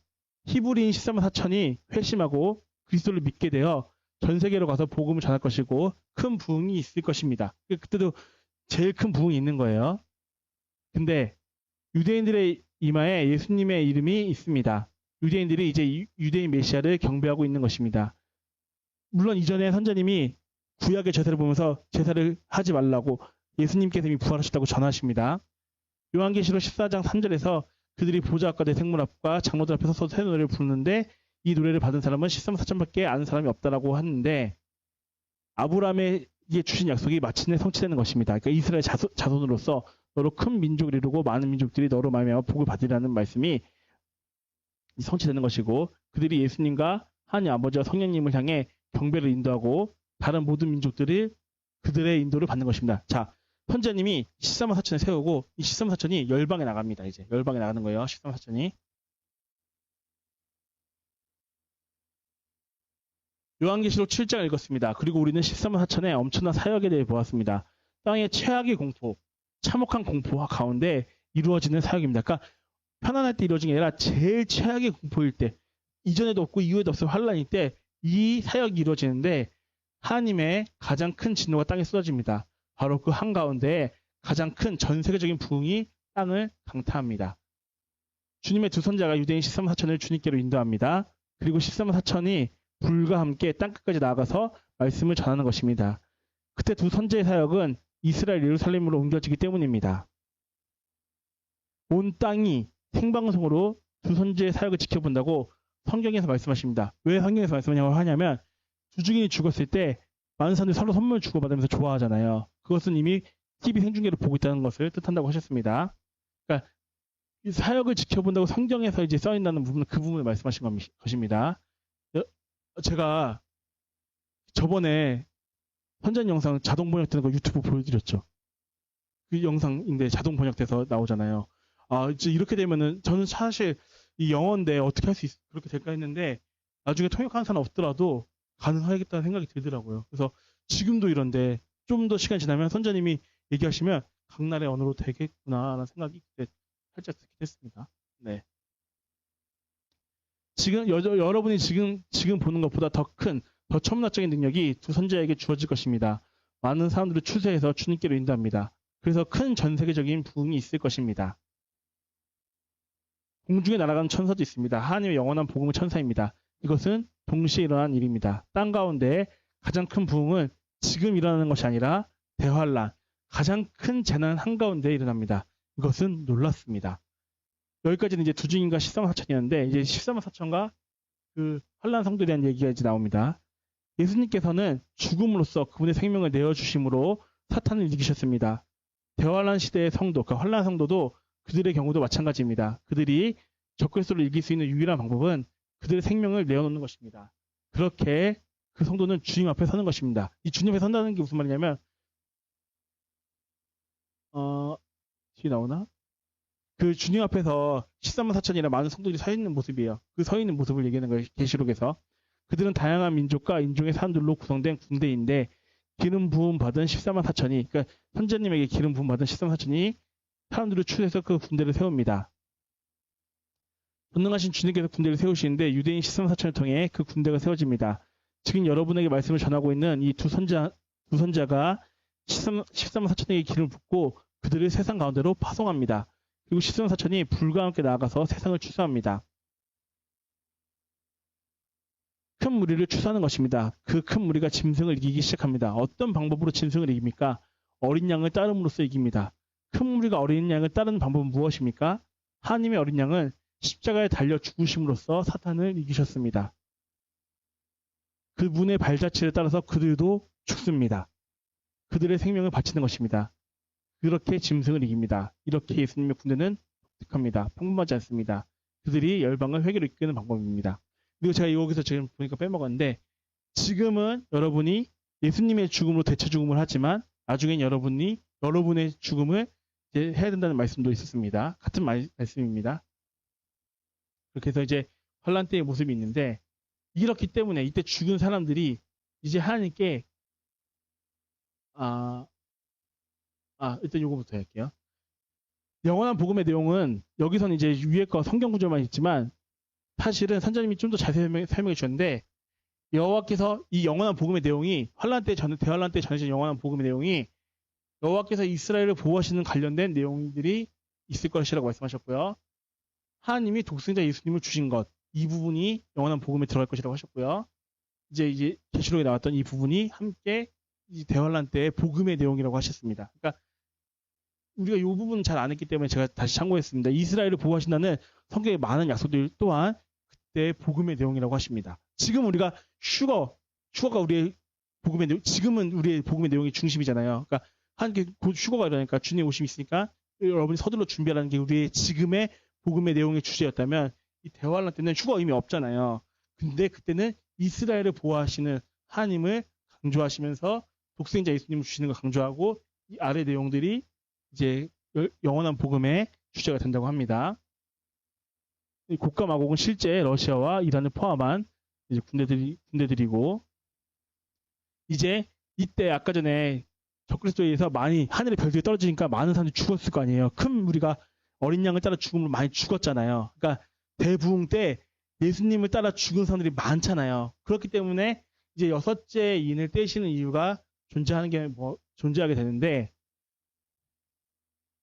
자, 이 여섯째 인 떼기 전에 방금 말한 것처럼 많이 죽었다예요. 죽었다. 많은 믿는 사람들이 죽었다예요. 그래서 천국에서 하나님께 실현해요. 저희의 피를 갚아주신 게 언제입니까? 저희 이렇게 죽었는데 이 많은 사람들이 피를 갚아주시면 언제나일까라고 하니까 이제 하나님께서 이제 그 보내신 천사가 동쪽으로 돌아서 땅의 내부퉁에 서 있는 네 천사에게 말합니다. 그 네 천사는 땅을 치는 천사들인데 동쪽으로부터 올라온 천사가 네 천사에게 말합니다. 하나님의 종들의 이마 인치까지 땅이나 바다나 나무들을 해하지 말아라. 오래전에는 인을 칠 때 인장 반지로 인을 쳤습니다. 그때 그들이 천사들이 하나님의 자녀들에게 인을 칩니다. 이것이 바로 여섯 번째 인의 질문에 대한 대답입니다. 다섯 번째 인의 내용을 보면 아까 이제 다섯 번째 인의 내용이 하늘의 별들이 떨어지는 거예요. 목베임 당하고 죽임 당하는 거예요. 다섯 번째 인의 내용을 보면 부르짖는 영혼들이 나옵니다. 그들은 그들이 죽을 때 곧바로 하나님의 보좌로 데려감을 있습니다. 아까 그 이유는 말씀드렸죠. 성령님이 이제 있기 때문에 땅을 거치지 않고 우린 죽으면 바로 곧바로 보좌로 가는데, 하나님의 말씀과 예수님의 구원의 증거로 말미암아 박해를 받은 자들입니다. 그들은 질문합니다. 거룩하고 참되신 대주제여, 땅에 거하는 자들을 심판하여 우리 피해를 갚아주시지 아니하시기를 어느 때까지 하시나니까, 이 영혼들의 기도가 여섯 번째 인의 내용으로 응답되는 것입니다. 그러니까 다섯 번째 인이 우리가 목베임인 거 다 알고 있죠. 다섯 번째 인이 대환란이지만 목베임인 건데, 여섯 번째 인부터는 심판의 주체가 바뀌어요. 그래서 제가 지난번에 설명드렸지만 이제는 사람이 아니라 하나님이 하시는 것을 모두가 알아서 그 심판이 일어날 때 어린 양의 진노로부터 우리를 피하게 해주십시오라고 이 땅의 사람들이, 왕이나 모든 사람들이 얘기한다는 것입니다. 그래서 이 여섯 번째 인은 이 다섯 번째 인에서 참소했던 자들로 인해서 실행이 되는 것이고, 이제 이 땅에 있는 모든 사람들이 하나님께서 직접 심판하신다는 것을 모두가 알게 되는 시간입니다. 그리고 제가 또 헷갈릴 만한 거 저번에 말씀드리긴 했는데, 여러분 이것도 여러분이 중요하게 아셔야 되는 게 뭐냐면, 왜 환란 중간설이 있냐면 마지막 나팔 순간에 순식간에 호련히 변한다. 이 나팔을 나팔 심판과 연결시키기 때문에, 이건 여러분들이니까 이제 남들에게 전할 때 왜 환란 중간이 아니라는 것을 전할 때 여러분들이 아시면 좋은 내용인데, 환란 중간에 믿는 사람들의 근거는 무엇이냐면 마지막 나팔 소리에 순식간에 호련히 변한다고 해서 이 나팔을 인 나팔 대접 심판의 나팔과 연결시키기 때문이에요. 무슨 말인지 알죠? 그러니까 우리가 7년 대환란 때 심판에 보면 어린 양의 인 심판, 나팔 심판, 대접 심판이 있는데, 이 나팔 심판 이후에 호련히 변환된다고 생각하는 사람들이 있기 때문에 환란 중간 휴거가 환란 중간설이 나오는 거예요. 근데 우리는 선자님께서 확실하게 얘기해요. 주님의 재림 전에 7 대접 심판이 모두 끝난다. 그러니까 우린 휴거는 그 넷째 인과 다섯째 인 사이에 일어나는 것이 저희 사역에는, 그리고 7 대접 심판까지 끝이 주님의 재림 전에 모두 우리는 일어나는 것입니다. 그리고 헷갈릴 만한 거 또 하나가 뭐냐면, 이 계시록 10장에서 두루마리를 잡은 천사가 있어요. 이게 거의 예수님이랑 너무 비슷하게 나와요. 근데 여기서 얘기한 것도 계시록 10장 1절의 천사는 한 천사일 뿐인데도 선자님이 이제 그는 한 천사일 뿐이라고 얘기하십니다. 구름을 입고 주님처럼, 그러니까 우리가 주님처럼 보일 수 있는 게 헷갈린다는 걸 인정하시는 거예요. 주님처럼 옷을 입었습니다.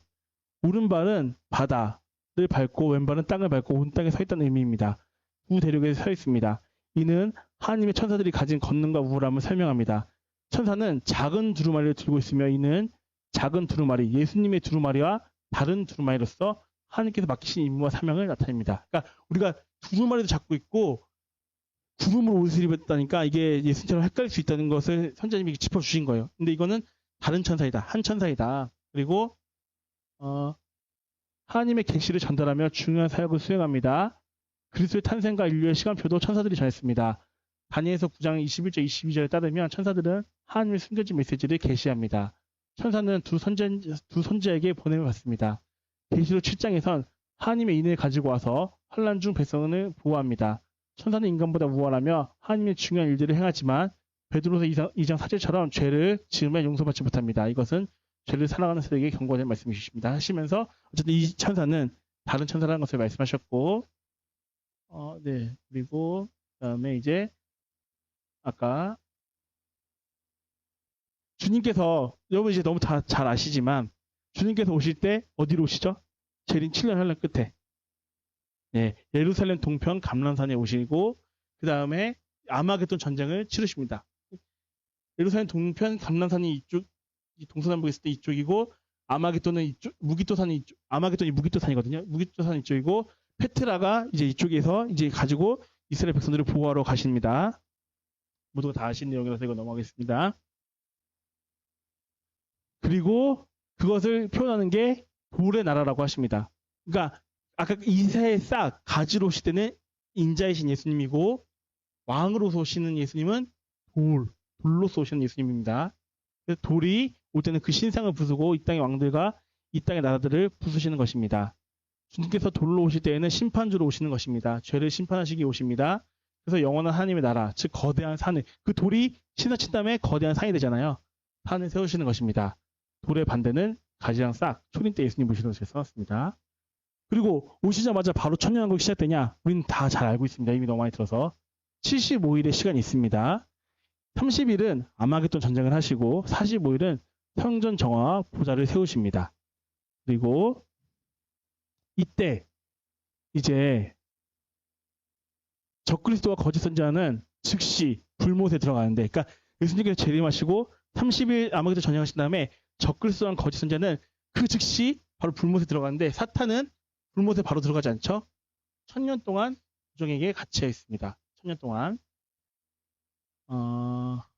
그리고 이때 천년왕국에 살아서 들어가는 사람도 있습니다. 아까 목베임을 당한 사람들 말고 환란 때 잘 피했어요. 잘 피해서 살아서 있는 사람들이 있지만 그러더라도 반역했던 자들은 들어갈 수 없다고 합니다. 반역했던 자들은 죽임을 당하게 되고 이때 들어간 사람들은 적그리스도는 대환란 때 모든 크리스천을 죽이지 않습니다. 어떤 사람들은 숨어 있을 것이며 그가 아직 죽이지 못한 사람들도 있을 것입니다. 그래서 대환란 때 예수님 영접하고 거듭났지만 묵배임을 당하지 않는 사람들은 살아서 육신의 몸을 가지고 천년왕국에 들어가게 되는 것입니다. 즉 대환란 때 거듭난 사람들은 육신의 몸을 가지고 천년왕국에 들어갑니다.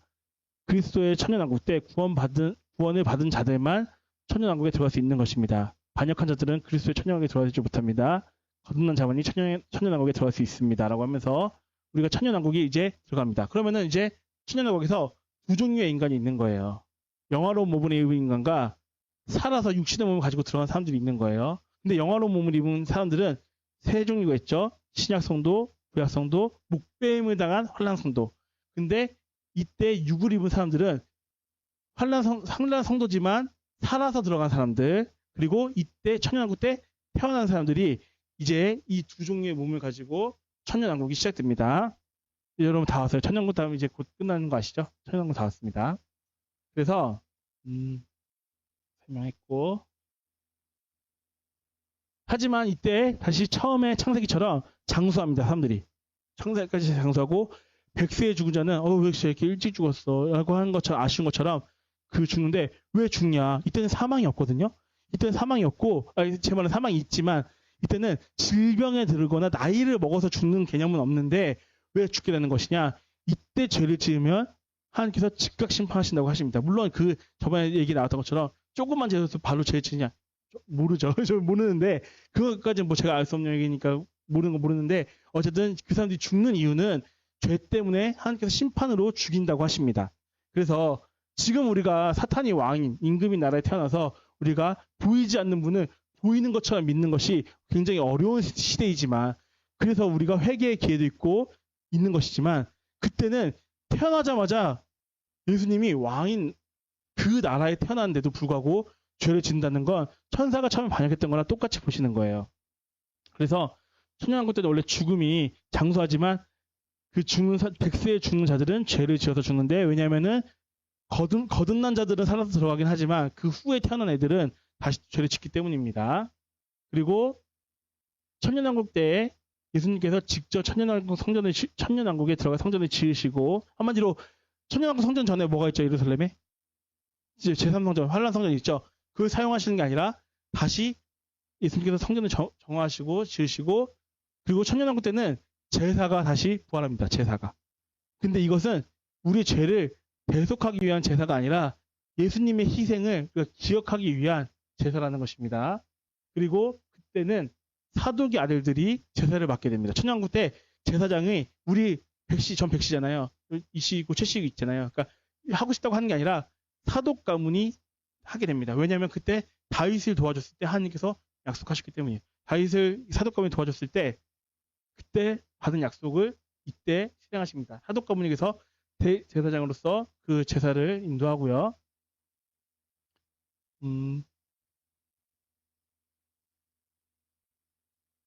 이때는 다시 언어가 하나로 회복됩니다. 원래 인간은 언어가 하나였어요. 지금처럼 영어를 배울 필요가 없었습니다. 근데 우리가 바벨탑 사건으로 인해서 언어가 흩어졌는데 이제는 반역이 없잖아요, 다시. 그러니까 다시 언어가 하나로 됩니다. 한 언어로서 우리가 주님을 경배하고,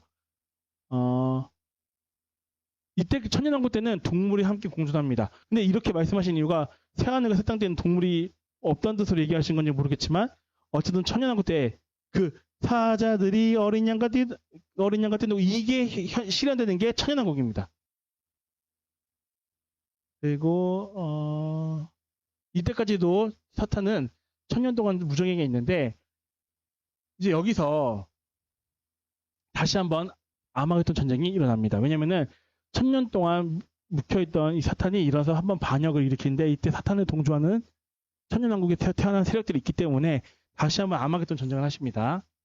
다시 시작되는 아마겟돈 전쟁.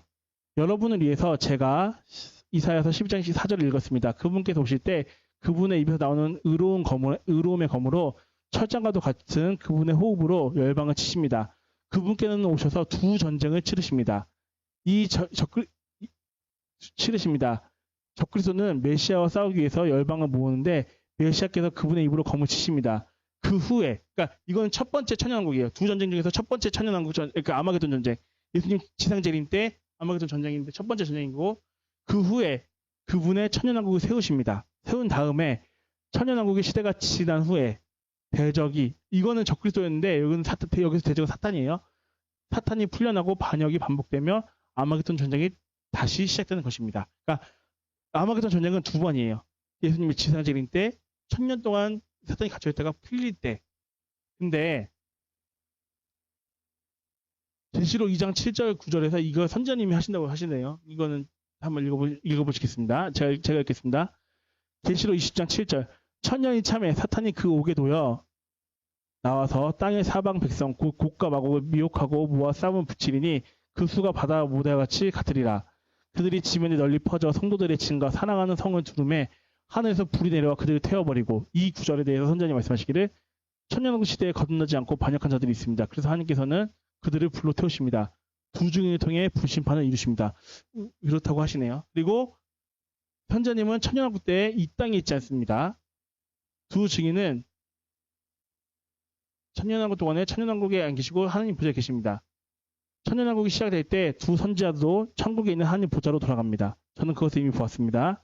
저는 거기에 없을 것입니다. 거기라고 하면서 천년왕국이 없을 것입니다. 그들은 아버지께 이미 돌아간 상태입니다. 하나님의 보좌에 간 것입니다. 라고 했고, 이 뒤에 천년이 끝나고 불을 심판할 때 선자님이 불심판을 하신다는 거예요. 그리고 사탄의 머리를 부순다가 십자가에서는 부분적인 성취인 거예요. 하지만 최종 성취는 이때인 거예요. 그러니까 사탄이 예수님의 발목을 묶는데 예수님은 사탄의 머리를 발로 부순다고 했을 때 그 부수시는 장면이 이때 온전히 성취되고, 예수님의 발판 아래에 있는 모습이 바로 천년왕국의 모습이죠. 물론 지금부터도 마찬가지지만, 메시아께서 십자가에 오르셨을 때 그때 전투가 있었습니다. 그분께서 뱀의 머리를 상하게 하셨습니다. 그것은 치명상이었고 창세기 3장 15절 예언의 부분적인 성취였습니다. 그리고 그 예언을 주 예수님께서 큰 백보자 심판을 통해 사탄을 불못에 던지심으로써 온전히 성취될 것입니다. 그러니까 십자가에서도 부분적인 성취이지만 완전한 성취는 이제 사탄이 1000년 동안 찾다가 풀려나서 다시 불못에 던질 때 이때인데 이때 이제 누가 있죠? 여기에 함께 있는 적그리스도랑 거짓 선자가 이미 1000년 전에 먼저 들어가 있죠. 그래서 1000년 사이가 있기 때문에 제가 옛날에 그거 마지막 그 전천년 후천년 이런 거 할 때 그것도 설명했잖아요. 적그리스도와 사탄이 들어가는 시차는 1000년이라고. 1000년인데 같이 있을 수가 없다고 상징으로 하면은. 그리고 이제 백보자 심판이 일어나는데 백보자 심판 때 모두가 지옥이 아니라 백보자 심판 때에서 이제 이제 천년왕국 때 살아있는 모든 사람들이 심판을 받는 거예요. 살아있던 모든 사람들이 받는데 어린 양의 이름에 들어가 있는 사람들은 천국에 들어가는 것이고 어린 양의 생명책에 있지 않는 사람들은 영원히 불못에 가게 되는 것입니다. 네, 이제 다 왔습니다. 새하늘과 새 땅입니다. 이제 어쨌든 이게 창세기부터 지금 성경의 타임라인 끝까지 한번 보는 거예요. 저희가 우리 이제 이거 확실히 알므로써 헷갈리지 않죠. 물론 이제 여러분들 많이 아신다고 저는 생각하지만 그래도 한 번 더 정리를 했습니다. 이건 제가 제목을 못 바꿨네요. 죄송합니다. 이제는 마지막 백보자 심판 이후에는 모두가 영원한 상태로 들어갑니다. 그것이 있기 때문에 천년왕국 때는 영화로운 몸을 입은 사람과 육신의 몸을 입은 사람이 있지만 새하늘과 새 땅은 모두가 영화로운 몸입니다. 모두가. 이제 하나님의 약속에 두 가지가 있습니다. 의인들에게 새하늘과 새 땅을 약속하셨고 경건하지 않은 자들을 심판하실 것을 약속하셨는데 이제 이것이 실현되는 것이고 이제 선지자님이 이제 그 모양에 대해서 얘기하셨는데 이건 좀 반복된 내용이 많아서 한번 제가 나눠드릴 테니까 한번 읽어보세요. 그러니까 뭐 금과 백옥이 섞여 있고 이런 것들이 다 새 예루살렘 성의 모습이다라는 것이었고 그때는 밤이었고 등불과 햇빛이 쓸데없는 것이 예수님께서 이제 계속 비치시기 때문입니다. 그리고 제가 여기서 하나 지금 보니까 빼먹은 게 있는데 새 하늘도 없어지고 지금에 있던 하늘도 없어지고 지금에 있던 땅이 없어지고 새 하늘과 새 땅이 되는데 이때 새 예루살렘 성이 천국으로부터 이 땅에 내려오는데 그 내려오는 게 지금 예수님께서 세우신 새 예루살렘 성전에 새 예루살렘 성이 이렇게 위에 있어서 높이 들렸다고 하는 건지 아니면 이것도 땅이 없어지는데 없어져서 새 예루살렘 성이 새 땅에서 제일 높은 곳에 있는지 모르겠지만 이게 새 예루살렘 성이라면 새 예루살렘 성은 이 땅에 가장 높이 들려 있다고 하십니다. 근데 저는 생각하기로는 새 예루살렘 성이 그건 이미 없어지는 게 아니거든요.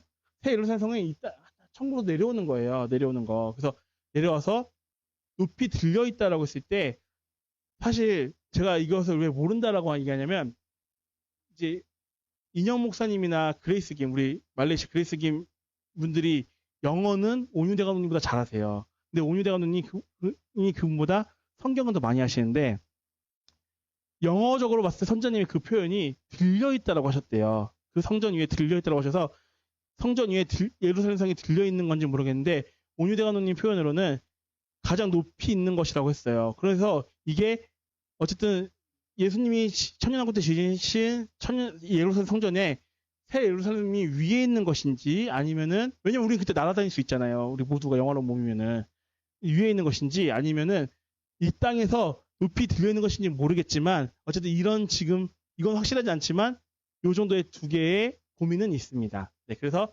새 예루살렘 성까지 우리가 알아보았고 제가 혹시 여러분이 이건 정말 중요한데 이때 중요한데 제가 빠뜨린 게 있다면 저한테 보내주시면 제가 그걸 첨부해서 다시 이걸 제가 어제 오늘 아침까지 하다가 좀 늦었는데 제가 다시 이걸 좀 정리를 좀 해서 나눠 드릴 거예요. 그러면 여러분들이 이제 이때 관련된 설교 알고 싶다면 이때 설교 날짜 제가 다 적어놨잖아요. 그래서 그런 것들을 보시면서 그 부분에 대해서 좀 더 공부하실 수도 있고 하기 때문에 한 장씩 가지고 계시면 좋고 출판물로도 물론 인쇄도 하긴 할 건데 그래도 한번 가지고 계시면 좋을 것 같습니다. 그래서 제가 이따가 그 식사 시간에 제가 혹시 빠진 게 있으면 여러분들이 꼭 저한테 알려주시면 제가 참고해서 넣겠습니다.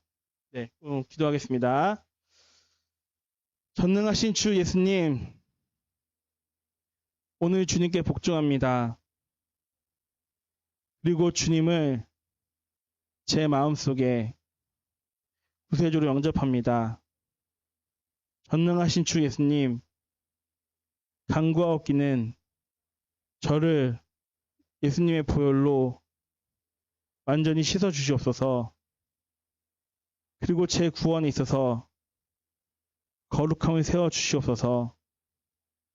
그리고 제 삶에서 의로움을 세워 주시옵소서. 성령으로 충만하게 채워 주시옵소서. 그리고 제 발걸음을 야훼의 영화로운 나라로 인도하여 주시옵소서. 오늘 주님을 구세주로 영접합니다. 전능하신 예수님의 이름으로 오늘 밤 저는 거듭났습니다. 아멘. 오늘은 이제 타임라인 제가 그동안 너무 오랫동안 많이 했잖아요. 저도 이렇게 길어질 줄 몰랐는데 타임라인은 끝나고 이제 저는 다음부터는 이제 구원론, 이제 지금 제가 설교 준비하면서 사실 교재 같이 준비하고 있다 보니까 따로 할 시간이 없어서 그 내용이 같이 가는데 이제 타임라인은 이제 오늘로서 끝났어요. 그래서 이제 다음부터 제 설교는 이제 구원론 위주로 할 예정이고요. 오늘은 성찬식이 있기 때문에 저희